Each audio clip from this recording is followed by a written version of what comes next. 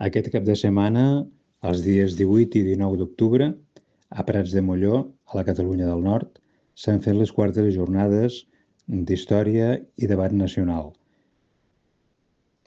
Aquest any sota el títol Exilis del nord al sud, del sud al nord.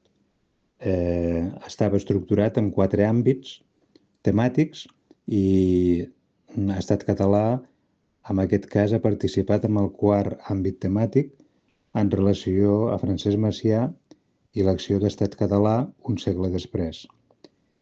Un segle després el que tenim en desenvolupament és el viatge de Francesc Macià i d'en Carner Ribalta a Moscou.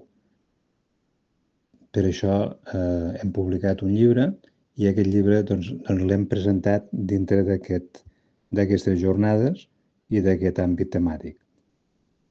La presentació del llibre, en principi, no només és el viatge d'en Francesc Macià i d'en Carner Ribalta a Moscou, sinó que és els fets dins d'un procés d'internacionalització del fet català, com el que es va donar en aquell moment, fa 100 anys, el 1925.